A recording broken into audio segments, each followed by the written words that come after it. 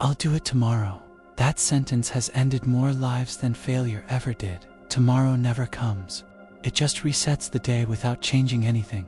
People use it when they're tired, when they're afraid, when they don't want to admit they're choosing comfort over action. They say it once, nothing happens. Days pass without resistance. Weeks pass without memory. Months pass without explanation. No collapse, no disaster, no warning, just repetition. The plan stays untouched. The intention stays theoretical. The person they thought they'd become never gets tested. I'll do it tomorrow doesn't sound dangerous. That's why it works. I'll not motivate. I'll not hype. I'll not tell people to start today. This will be a psychological autopsy of I'll do it tomorrow, why ambitious people delay, how the brain protects comfort, and why most never escape it. If you're ambitious but lazy, you already know that sentence bothers you, because lazy isn't accurate. Lazy people don't have long-term plans. They don't think about the future at night. They don't feel guilt for not acting. You do. You have ideas. You imagine a different life. You even know roughly what it would take. And yet most days end the same way. I'll do it tomorrow. Not as a lie, as a promise you genuinely believe. Until tomorrow becomes today again. This isn't a motivation problem. It's a psychological pattern. And until you understand that pattern, nothing changes. The brain doesn't resist work. It resists uncertainty, discomfort, and identity threat. When you say you're lazy, what you're really saying is, this feels overwhelming, this threatens how I see myself, this has no immediate reward. Your brain evolved to conserve energy, not fulfill potential. In Thinking Fast and Slow, Daniel Kahneman explains that the brain defaults to System 1, fast, effortless, comfort-seeking whenever possible. Deep work, starting something meaningful, or risking failure, requires System to slow, effortful, mentally expensive thinking. So when you sit down to start something important, your brain doesn't ask, is this good for my future? It asks, can I avoid discomfort right now? I'll do it tomorrow. Is not procrastination. It's emotional regulation. Ambitious people don't procrastinate because they don't care. They procrastinate because they care too much. Big goals create identity pressure, fear of exposure, fear of wasted effort, fear of discovering your limits.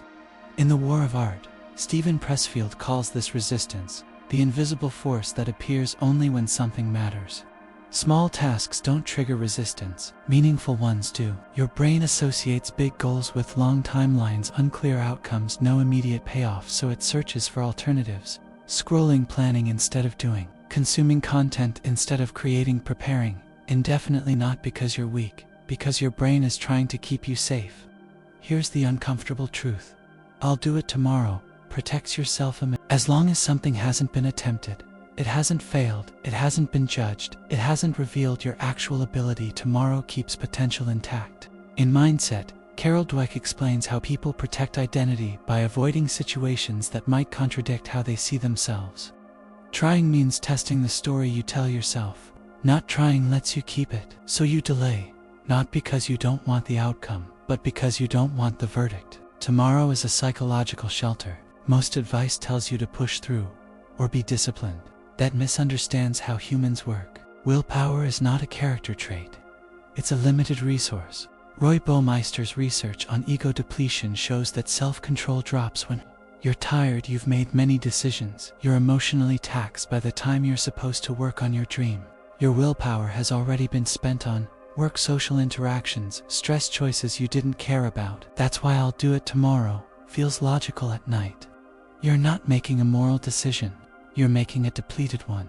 In Atomic Habits, James Clear explains that habits reduce friction.